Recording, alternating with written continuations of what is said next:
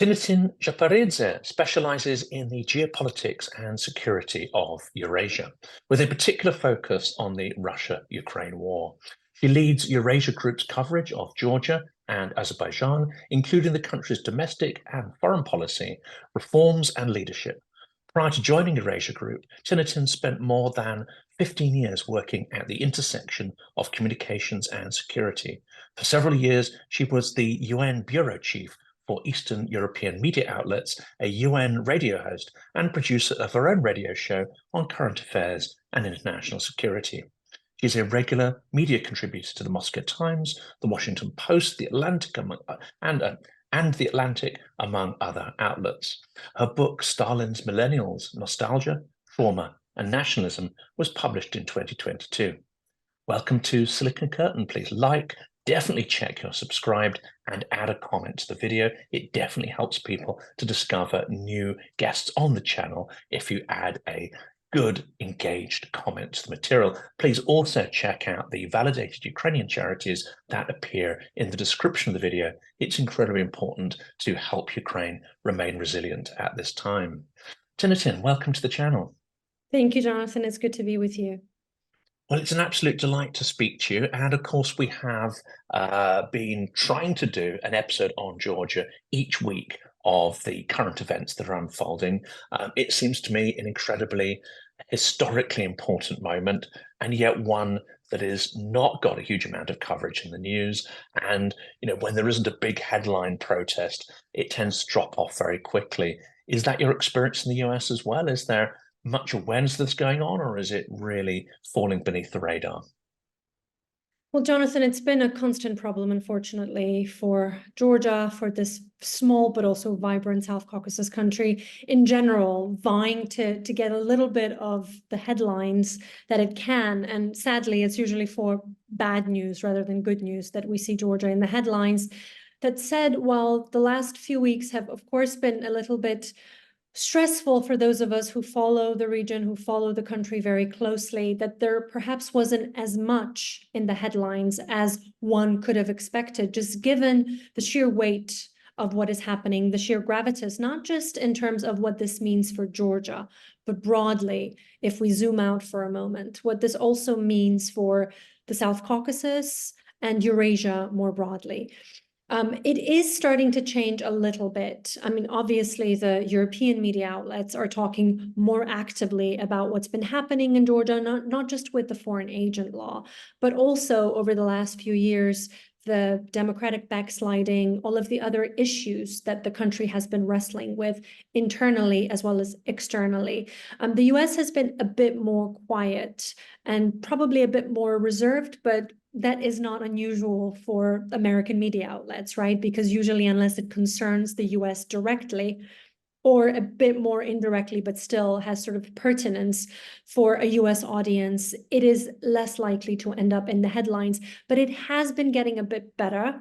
I've also myself been getting more requests from US media outlets, which makes me realize that it is starting to sink in, that what happens in Georgia actually will matter a whole lot to the United States. And I think now is the time for Georgia to attract the attention that it deserves, and for this problem, the issue, the broader issues that the country is wrestling with, to be attracting the sort of attention and focus that it ought to, because we are moving very close, not just to the Georgian parliamentary elections in October, but also the decisive US presidential elections. And that is the fear here, that if Georgia does not get the kind of focus and attention it needs from the decision makers, policymakers, the media more broadly in terms of raising awareness in the United States, then we're probably looking at the risk of Georgia completely falling off of everybody's radar come sort of September, October, November, leading up to the US elections. And of course, there are European elections as well. That's another big distraction taking place. It's the year of elections, and of course, plenty of opportunity for Moscow to interfere. Now, media coverage is one thing, but all we seem to hear at the moment is concern, the equivalent of thoughts and prayers. Is there any actual physical assistance or anything more concrete that could help this pushback of democratic society against the authoritarian slide? I think the biggest thing that Georgia needs right now in terms of support is for everyone, all of the countries concerned. And here I think particularly it will be key for the United States, as well as the European Union broadly and individual European countries, to raise everybody's awareness about what is happening in Georgia, and more specifically, what the ruling Georgian Dream Party is doing, because it'll be very easy for the Georgian Dream otherwise to get away with all of their sort of internal moves that they're making, that they're hoping will completely escape someone who may not be watching Georgia as closely as you and I are. So in this respect, of course, awareness is the first thing. And then second, we have to understand the importance of punitive measures. And here it's a very tricky situation, because on the one hand, no Western country wants to punish the Georgian people with sanctions. And it's completely understandable, just like it was understood that the EU candidate status that was granted to Georgia in December of last year was in many ways given symbolically to the Georgian people, not to the Georgian government, if nothing else due to the fact that they failed completely to fulfill the preconditions that were absolutely vital for Georgia to be considered as a candidate. However, knowing full well that the Georgian people needed this very, very much, and otherwise it would have been completely demoralizing. And frankly, also there was that danger of, if the Georgian people didn't feel the backing that they needed to feel from their Western partners, in this instance, European allies, then it was very likely that Europe and the West more broadly could have very well lost Georgia. I think there is still that danger now of, if the West does not respond in a strong way, but at the same time isn't careful to not necessarily punish those who should not be punished, not the Georgian people, but rather targeting those who are directly involved and responsible for everything that is happening in the country, including, but also not limited to, the foreign agents law, then if this fails, it is very likely that the Georgian Dream will get away with everything. And once again, they will be given that prop that they need to constantly justify their moves and their actions to their own people, and say that it wasn't us that let you down, you see. It's Europe that's given up on you. It's the United States that is giving up on you. And that is the trick. And that is why I think we're seeing, on the one hand, a lot of caution on the Western side. On the other hand, I think in this particular instance, we are probably going to see bolder moves from Washington. We're already seeing that with the Megobari Act, essentially with Washington giving Georgia and the Georgian Dream specifically two options: either you're with us or you're not. And it is very clear, as of this morning in Washington, we heard from Tbilisi that actually the Georgian Dream will not be accepting the carrots, essentially the carrots that Washington was offering to it. In many ways, it was a freebie, but that is absolutely not how the Georgian Dream is seeing this, and certainly not how they're portraying this and selling this to their own population. Now, when it comes to the European Union, it gets a lot trickier, Jonathan, because there we're dealing with something that is actually tangibly at stake. It is very likely that Brussels will hold off on actual punitive measures, including targeted sanctions against the Georgian Dreamers, as I like to call them, and really those who are directly responsible for the democratic backsliding of the country, for the non-fulfillment of the EU-related preconditions for accession talks to launch. They will hold off until after the October elections, giving, on the one hand, the government benefit of the doubt to allow them to hold free and fair elections if they are so inclined, although I think that is highly unlikely that will happen, and also to give the public and the Georgian people more broadly a bit of a boost, on the one hand, to not let go of them completely and let them fall into this abyss. On the other hand, to let them make that choice themselves. Everyone, and then some, have already told the Georgian people everything that is wrong, not just with the foreign agents law, but with everything else that the Georgian government has been doing over the last couple of years in particular. So everybody is aware of this. Now, it is really up to them, through democratic means, to choose what sort of future do they want for themselves, their country, and their children? If it's not the Georgian dream, then it has to be the other way. And that means, in many ways, going back to the way things were in terms of moving towards Europe, of moving towards the West, but also nobody is telling Georgia that they should forget the reality that they live in terms of its very complicated geographical positioning and the partners that it has to still be partners with, because at the end of the day, no one will be able to just miraculously remove Russia, Turkey, Iran, and others from the map and place Georgia in a more favorable geographical space. As beautiful as the country is, its neighborhood is extremely complicated. So that's what we're wrestling with at the moment. And these are some of the punitive measures. And I think, just as a quick recap, we're probably likelier to see some tangible moves from Washington, less so from the time being until closer to or immediately after the October elections from the European Union.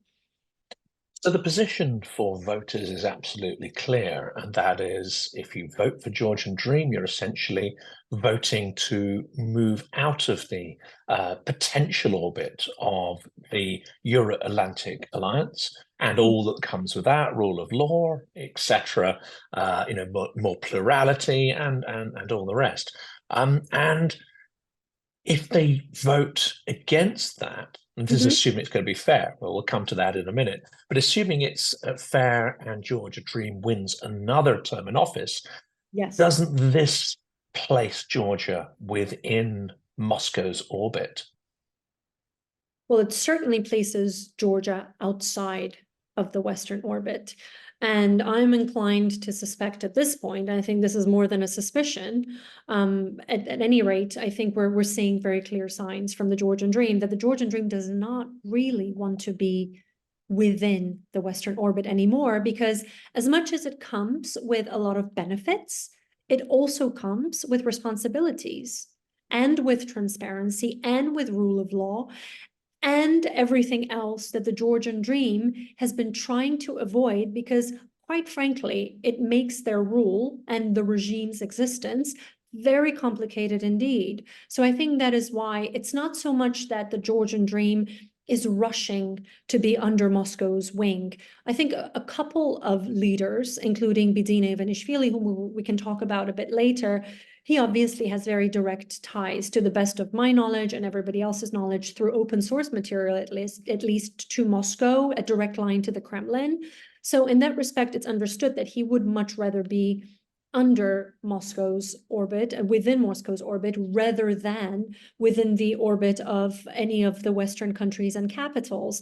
For some of the other officials within the Georgian Dream, I think this is more about their self-preservation of their position, of the power that they're clinging on to for their dear lives, and less so about who will be the big brother that they have to coexist with.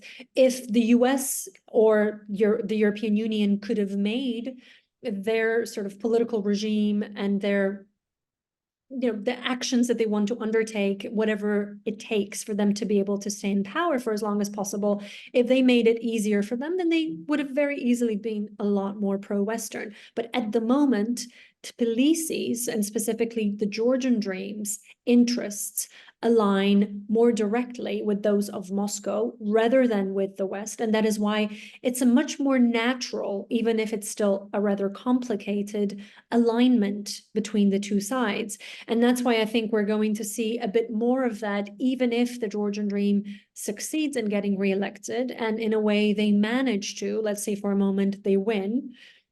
Let's put aside for a moment whether these are free and fair elections, but let's say they do win, and come November 1st, they're still in power.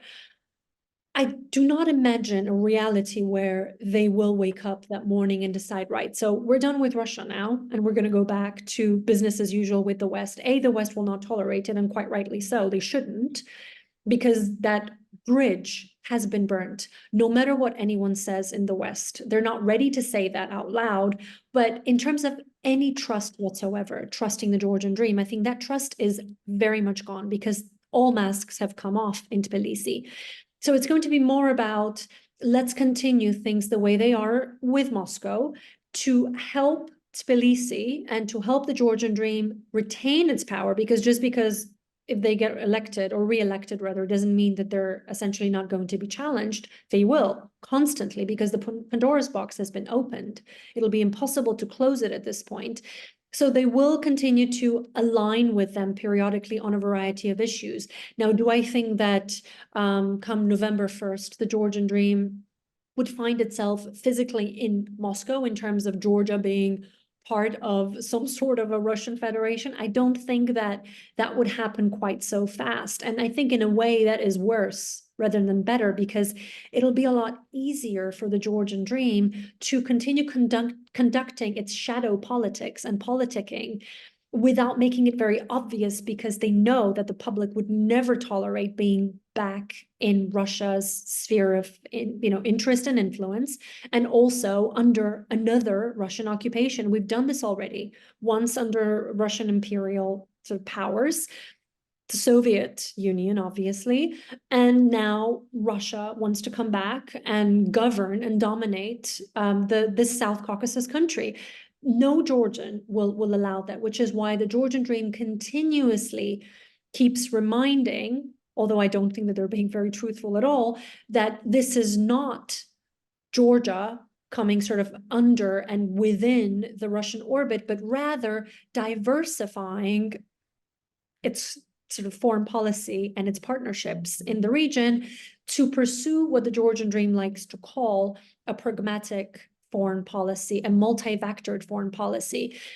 I completely understand on the one hand, pragmatically, that Georgia should have as healthy a relationship with all of its neighbors as it can. But when you're dealing with a country that is still to this day occupying 20+% of your territory, of your sovereign territory, after all, it is very difficult to talk about pragmatic relations and economic ties, because you are essentially in this constant sort of wartime mode, and you are constantly at war with your next door neighbor that is much larger, much stronger than you, emanating constant risks and threats. So how do you build a pragmatic economic, if nothing else, relationship with them? I do not know. I do not comprehend how that is possible without the Georgian dream and Georgia more broadly making a faux pas and then falling into that trap yet again. Has Moscow learned through figures like Viktor Medvedchuk and Yanukovych? There it was so brazen, so Yes. brutal in Yes. trying to stamp out the Maidan, Revolution of Dignity. Have they learned that this kind of approach, and the Berkut, of course, was a Ukrainian service, but there are, of course, rumors and there are claims that Russian sort of Omon type police were drafted in and were involved in the massacre, which essentially was the spark. Have they learned that lesson, or is it simply because Moscow is currently finding itself otherwise engaged that it doesn't try that same trick in Georgia? I think it's a little bit of both. First and foremost, it is absolutely fully engaged in Ukraine. Also, let's face it, post-Crocus, the Crocus City Hall terrorist attack, Russia is also aware of the fact that there are domestic risks that it needs to be aware of. It's its own very turf that it sort of has to be very careful to guard, because while it's otherwise engaged, as you said, in Ukraine, inside Russian territory, and let alone Russia inside Moscow, there are real dangers and real threats that in many ways the Putin regime has been ignoring. And the secret services have been, if not ignoring, definitely doing a very poor job of essentially doing their jobs. Now, when it comes to Georgia, yes, they've learned from their own mistakes, not just vis-a-vis what happened in Ukraine, but also what happened in Georgia in 2008.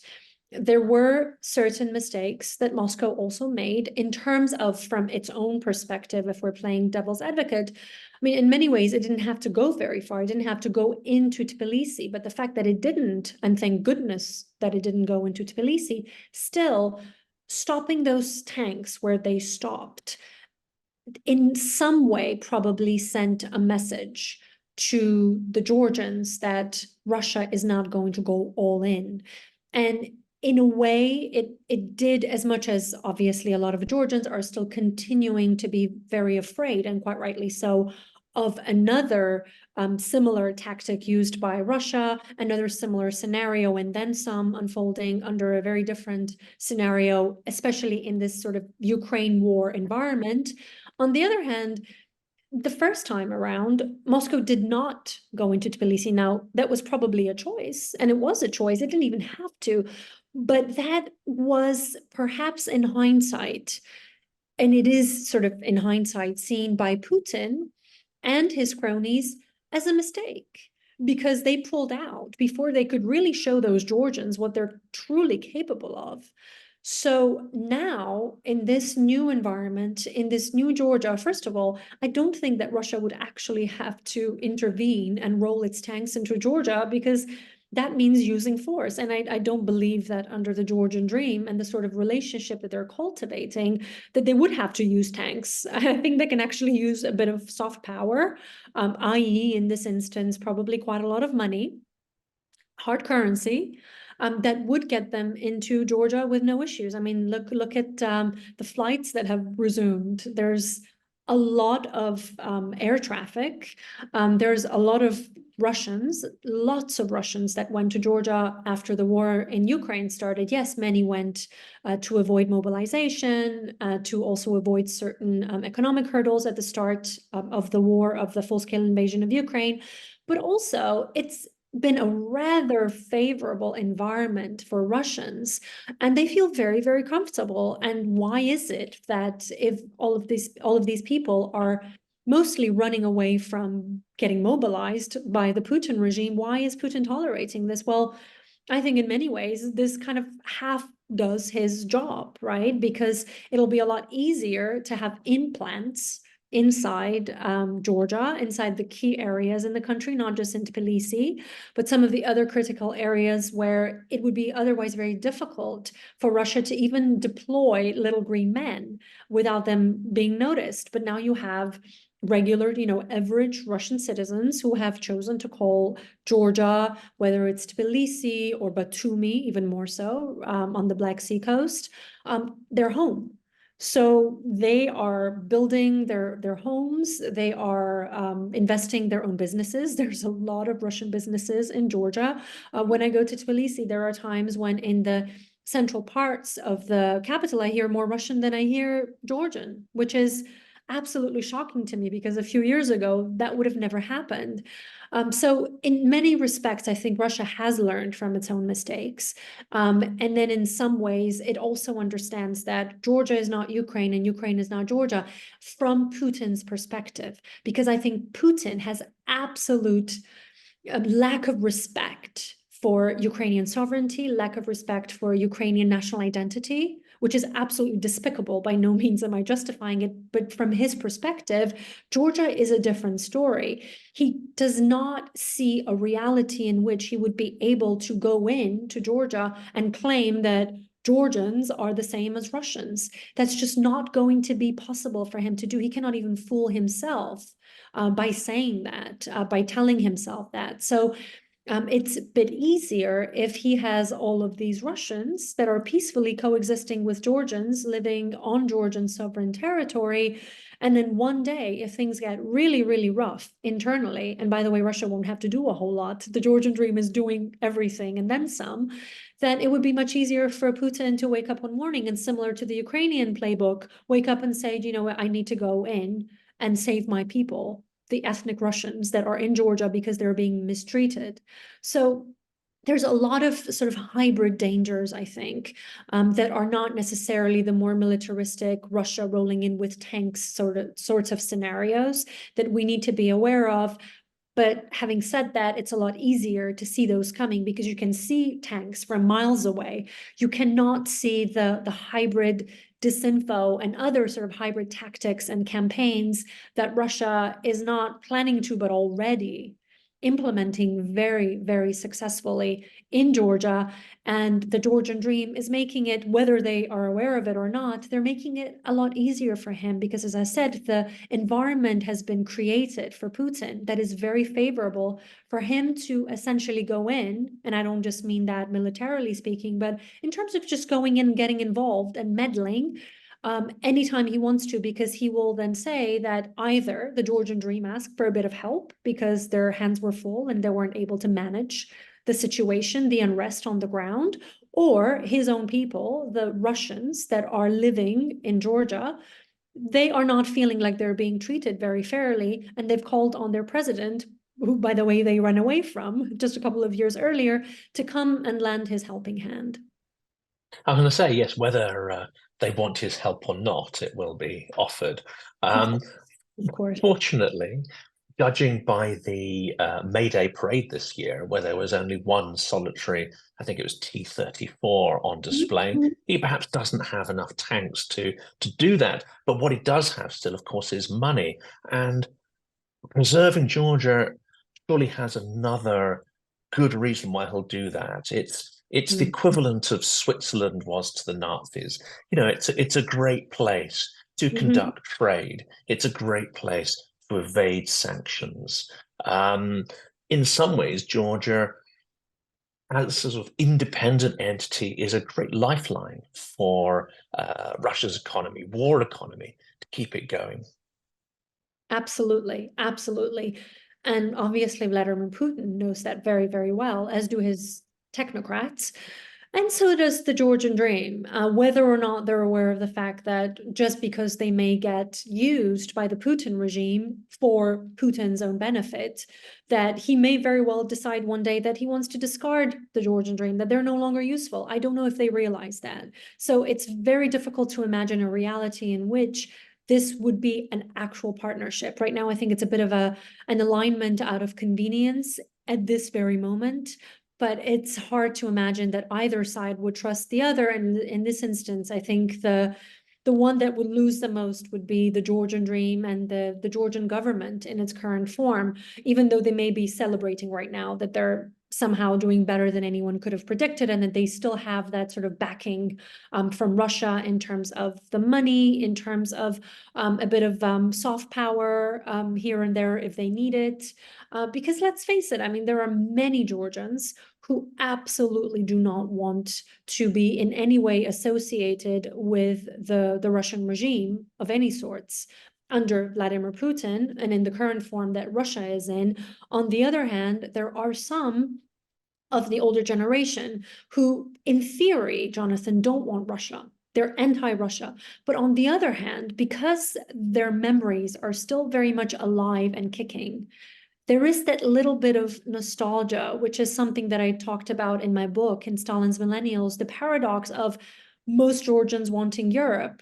But then there is that little bit of nostalgia among a certain layer of the population, certainly the older generation, not the young generation that has not wanted Russia at any point, because this sliver of the population, the older generation, there are some who still recall their youth under the Soviet period. As much as they hated a lot of what was happening politically, they have very, very fond memories. And this is just sheer human sort of factor, and it's human nature. It's not because they're pro-Russian, but it's a lot easier for Putin to be able to tap into some of those memories and trigger some of those memories and some of the good old days of the Soviet era, because some may disagree, but having spoken to a lot of people of that generation that were born and bred during the Soviet times, many will say, not the Stalinist period, but the later ones, right? Sort of the Brezhnev,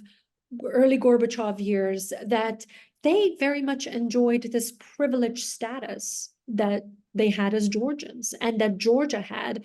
As you said, it was a bit of Switzerland in that respect as well for the Soviet Union. It was a bit of a Côte d'Azur as well, where they felt very special. And Russia also very much treated them as this sort of privileged sliver of the Soviet population.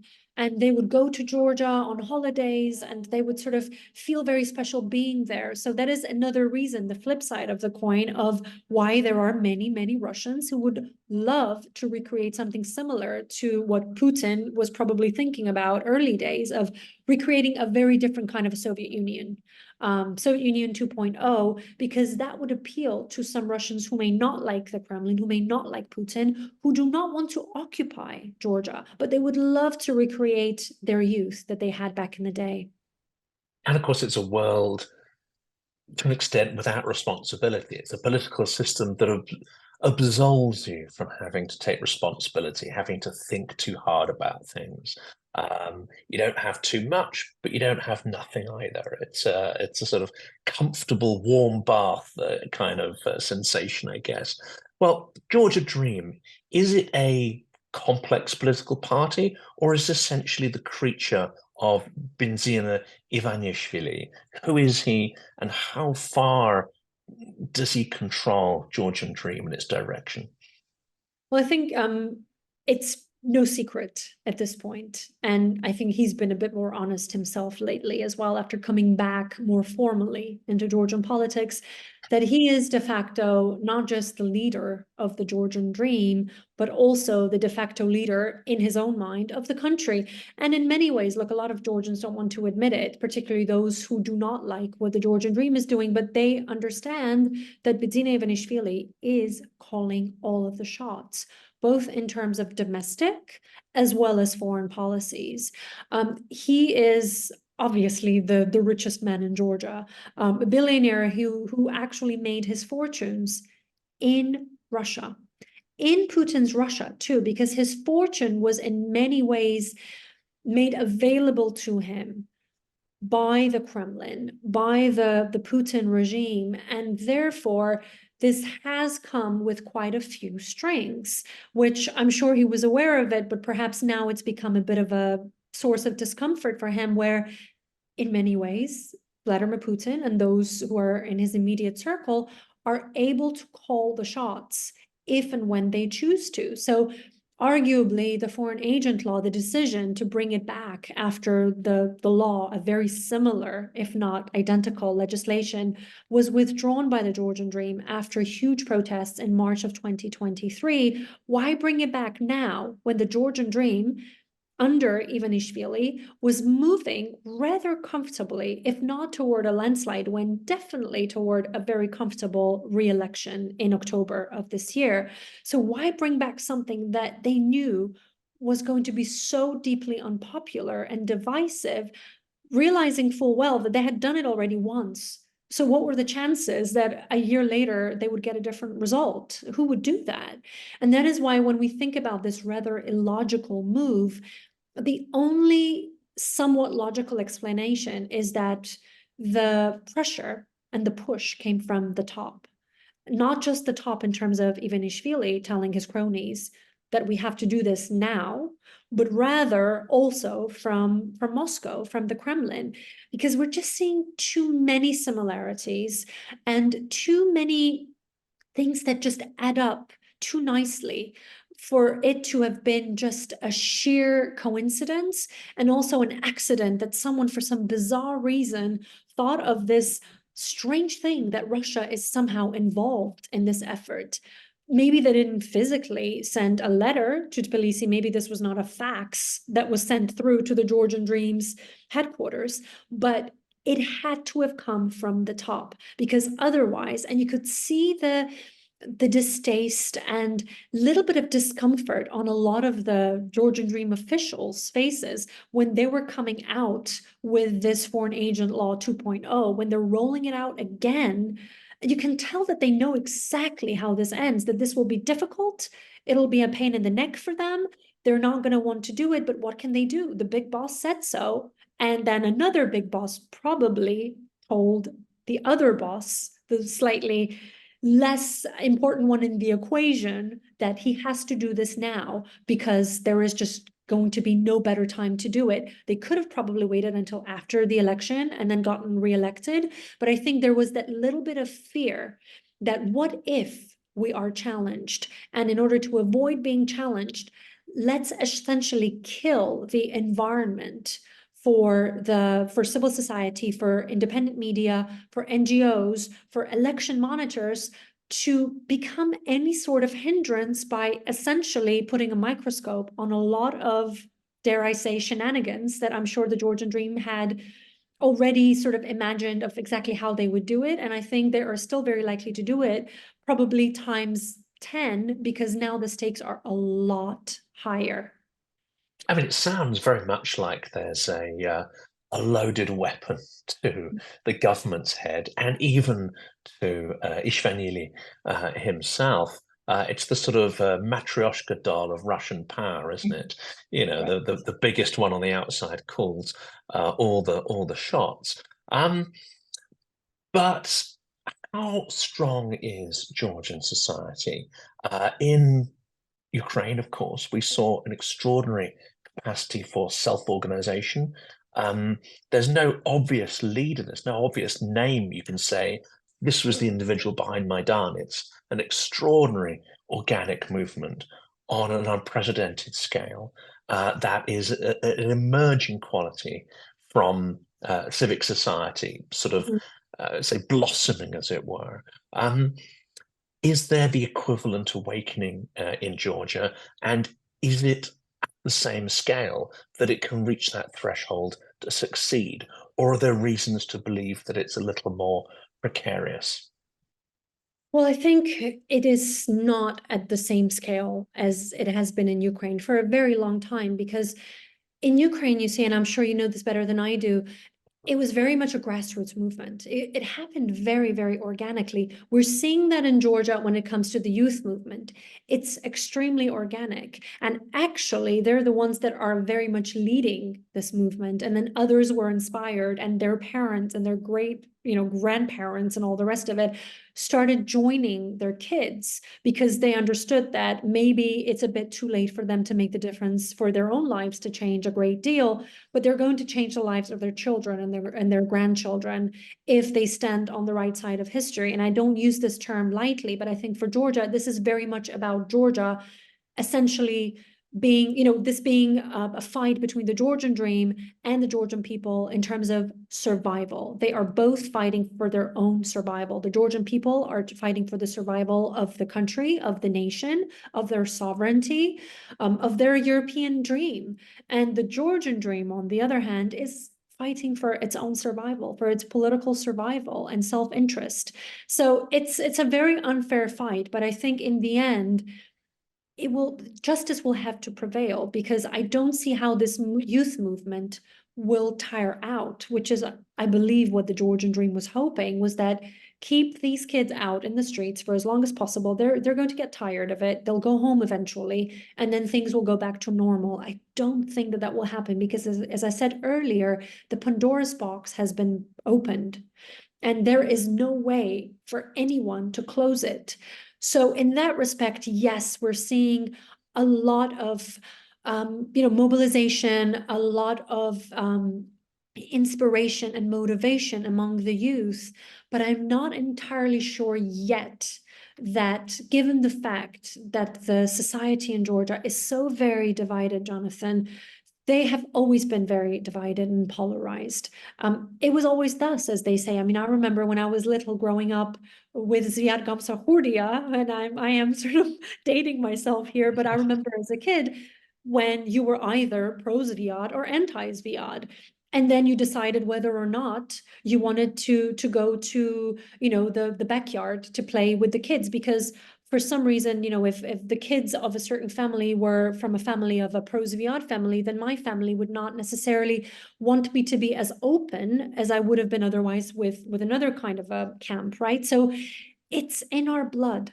I was, 5, 6, 7 years old at the time. I remember this vividly, where there were people that I could not talk to because I was worried that something that I would have said about where my parents went yesterday, or what project my dad, an architect, was working on, God forbid, Zviad wouldn't have approved, that it would have gone back to Zviad somehow through my friend's family, which is bizarre, but it's a small town, it's a small country. So in that respect, the polarization of our society in Georgia has always been a massive problem. It's something that unfortunately we have not been able to do anything about. I'm hopeful that this youth movement is going to be different. And they're also a bit less jaded, they're a bit less biased. They do have that genuine dream, and they haven't really had their hearts broken.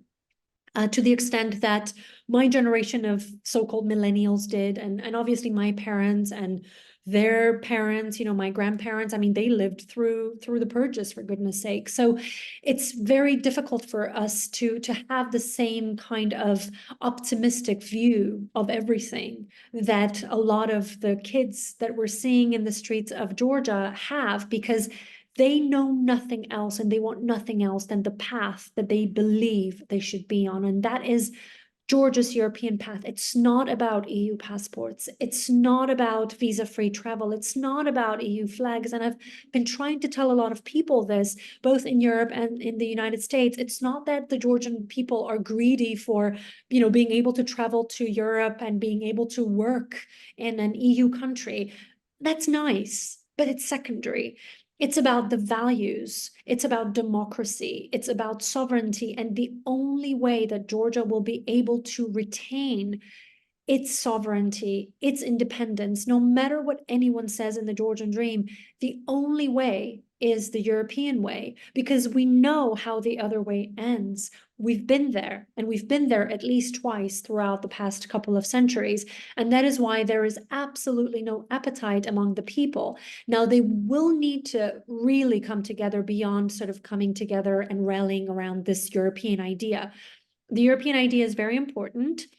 And speaking to your point about, lack of a leadership of sorts, I think that is our Achilles heel in many ways right now. That is something that is very problematic. There isn't a single person that can do anything about it. It has to happen organically.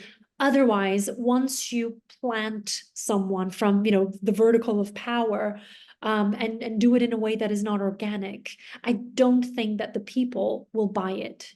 It has to be done in an organic way. And so far, there isn't anyone. On the other hand, that's a problem, because Georgia is one of those countries where populist leaders are usually very successful.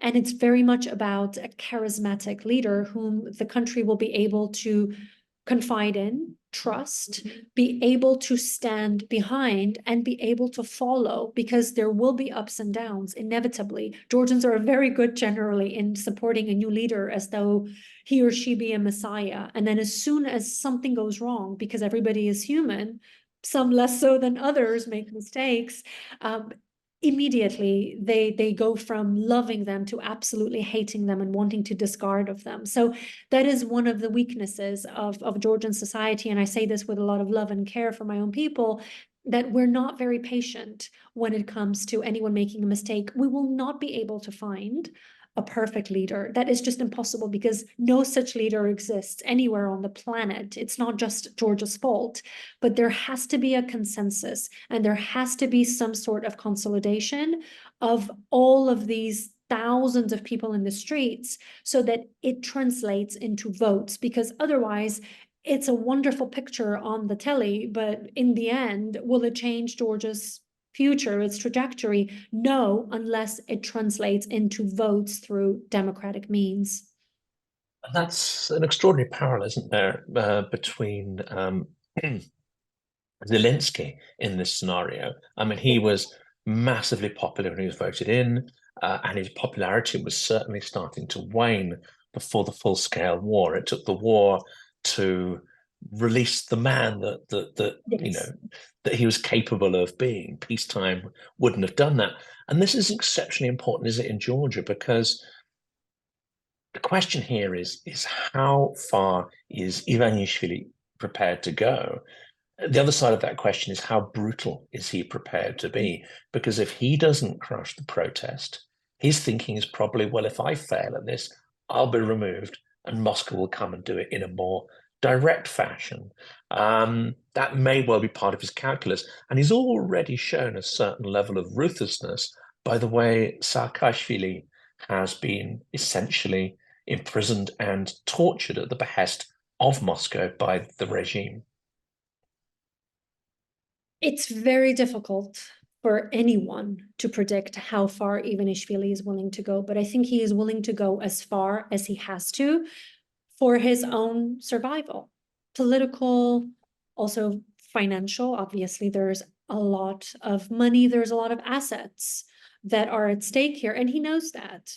And in many ways, I think he's become hostage to the Russians, to the Kremlin, because if one makes as much money as Mr. Ivanishvili made in Russia, in Putin's Russia, it's very difficult to not expect Russia to be able to push any button they want to, because in the end, it'll be very easy for Putin to remind him, actually, Bidzina, you made all of your money in my country under my rule, and therefore, this is what I need you to do in Georgia, and this is the least you can do. Here's this small favor that you owe me. So, I mean, obviously, I am sort of oversimplifying this, but even though we have no proof, because I certainly have not been a fly on that wall in the Kremlin to hear of any conversations, I think the two of us can really hypothesize in a rather credible manner that there's got to be some sort of, or a set of strings rather, from Moscow. And Moscow is able to control what Ivanishvili does, because there is a lot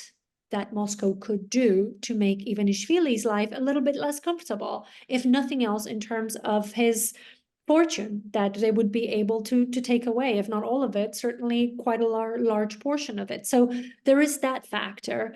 And then there's also the factor of, how far are the Georgians willing to go in order to push back? I am very glad that the protesters have been peaceful, and I do hope that they continue to be as peaceful as they possibly can under the circumstances. It's really been the escalation has come from the other side, which is completely disproportionate based on what we're seeing again on the screens of our televisions and our computers. And many of whom I've spoken to in Tbilisi have also confirmed this, that it is absolutely disproportionate. On the other hand, how much longer will these protesters be able to maintain their sort of peaceful approach when they understand that when they're trying to be nice about it and they're trying to politely let their government know that their voices need to be heard, this is falling very much on deaf ears. So will they also be willing to escalate? And that is my fear, because if we see that sort of a clash when there's actual blood that gets spilled over the foreign agent law, any other law, I mean, it would be a great shame, because in the end, what we're going to see is, with or without the Georgian dream, the society will be in a very, very bad shape. So that is why we're not seeing any encouragement from the West vis-a-vis the protesters to escalate, not because the West would not support Georgia. I do believe that if push came to shove, they would. But nobody wants this regime change to occur in a way that is violent. Nobody wants to topple the government, not because if they wanted to, they couldn't. Who knows? Maybe they could, maybe they couldn't. But it would be best for Georgia to maintain, for the system, the political system, to maintain at least a sliver of some sort of health, because it's becoming extremely toxic and extremely unhealthy, and the institutions are very, very weak. And that is one of the ways why it's difficult for anyone to just count on elections for a favorable outcome, because there is a lot at play. And on top of that, what makes everything very complicated is the fact that the institutions in the country are extremely weak. So the last question here, I think, and it's ironic that you mentioned this sort of, the West really holding back, because the irony must be that the Kremlin does not see the world like that. The Kremlin sees this almost certainly as a color revolution. Almost certainly it sees the hand of Washington behind these protests. And to the Kremlin, they cannot be coincidental. The fact that it's happening now, while the war in Ukraine is going on, they will see this as an effort by Washington to undermine the Kremlin's control. They will not see, Georgians on the ground as having any agency at all. That's the real risk here, isn't it? Absolutely. And unfortunately, part of it is because In Putin's Russia, the Kremlin does not really see its own people as a group that has any agency whatsoever. They wouldn't dare, right? Because when they do, and we have seen that, and with all due respect to a lot of very brave Russian people, when they do come out, there isn't very much they can do. And they're stifled, both metaphorically and also physically. And that is why there is no regard whatsoever for Georgian society as such when it comes to the way things look from Moscow, looking over at Tbilisi and what's been happening in the streets of Georgia throughout the nation over the past few weeks. Because, you know, at the end of the day, I mean, they feel that if the government and the regime is strong, they should be able to do something about it because that's the way it works in Russia. And if they're failing, then I'm certain that Vladimir Putin would be more than happy to intervene as a way of helping the Georgian dream do what it is unable to do on its own. And that is the fear, Jonathan. It's not so much that I am personally and also professionally speaking as an analyst concerned about a military intervention in a classical sense, but actually, I am concerned about all kinds of hybrid tactics that Russia will use, something that it is very, very good at. It's always been good at it. Back in the Soviet times, it was very resourceful in how it used all kinds of different hybrid tools to be able to get what it wants. And in many ways, I don't think that that Moscow would need to actually get its hands very dirty in doing so, because a lot of the dirty work could still be done by the Georgian dream, but with that little bit of, you know, impetus and little bit of encouragement and oomph from Moscow. And that might be precisely what they need together collectively to change what is happening so that the status quo for the time being, and that's what they're worried about, is there will be constant protests over and over and over leading up to October, and probably will intensify closer to October, with the 26th being the election day. And at that point, I think if things become very difficult for the Georgian dream to manage, and if they see that they are indeed starting to lose, that's when they could call Russia. And Russia would not hesitate. They would come to the Georgian dreams, I should specify, to their help to defend them, is how they would couch this. But at the end of the day, I think a lot of the interests that Moscow has, in many respects, those interests, as I said earlier, align with those of the Georgian dream. The Georgian dream would be useful in the short to medium term to Moscow. There is no one else in terms of a more sort of pro-Kremlin, more visibly pro-Kremlin leadership that could replace them anytime in the near future. And therefore, Russia will do what it can. But the tail risk here is that actually Russia will not have to do very much, that the Georgian dream will do everything and Russia will just sit back and watch it all unfold without having to even lift its finger. And that is what worries me in the worst case scenario. It is not so much Russia that will be the culprit, directly speaking, but rather a Russia-inspired Georgian dream against its own people. And then in the worst possible case scenario, then it becomes the Georgian dream against its own people. That is something that the Georgian dream will not be able to survive politically, but also what this will do to the Georgian people, the way that it will demoralize them in many ways in that moment would be catastrophic. They will still emerge from this stronger, because I think there is resolve, and it will take a bit of time. It'll have to get a bit worse. The Georgian dream will have to be a bit more hawkish. They have to make more mistakes for the broader society to actually understand, and for it to really sink in, not just in Tbilisi, but elsewhere in the country, that the Georgian dream is a direct ticket back to the Soviet Union. What the Georgians need is a ticket to Europe. And that is something that the Georgian dream will not be able to provide. And of course, to survive, the Georgian dream will have to be increasingly autocratic, brutal, and it'll have to become like Putin's Russia in order to remain on top. And this, of course, would be the last free and fair election, if indeed it is free and fair, which is an open question. Absolutely, absolutely. And that is the worst dream, but probably the worst nightmare, but the best dream for the Georgian dream, because what they're hoping for is once they cement their power, if they manage to, and it's also an open question, then they think that really this is it. They're set for life. I don't think that the Georgians would accept this. I don't think that they would roll over anytime soon, because the Georgian society writ large is not Russia today. I have great regard and a lot of respect for many Russian people, but in general, after many decades of being stifled, of civil society being stifled, I don't have a whole lot of faith that the Russian people would anytime soon stand up against Vladimir Putin, against the regime. We've seen them fail at this over and over again. That is not what we're seeing when it comes to the Georgian people. The Georgians are different in this regard. They are going to rebel. I don't think that they are going to be as fearful as Moscow hopes they will be, because they understand precisely what's at stake. But if in the worst case scenario, this nightmare scenario comes to life, and if the Georgian dream manages to stay in power for the foreseeable future, because then we're not looking at a 4, 5, 6 year situation, it's really the foreseeable future, then Georgia could very well start moving, and Georgian society could start moving in the same direction that Russia did under early Putin, when things started to get progressively uglier and worse and more difficult and really impossible in terms of survival for Russian society, for Russian civil society, for the media, for NGOs.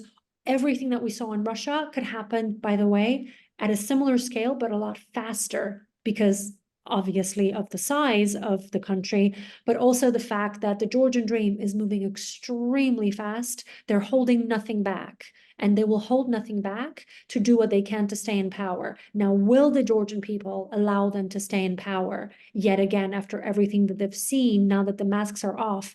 It remains to be seen, but I sincerely hope not. Tenzin, thank you so much for your reporting. Thanks so much for explaining things in so much incredible and clear detail to the audience. And I know the thoughts of the audience are with the Georgian people at this time, and of course, hoping that they will triumph. Thank you so much, Jonathan.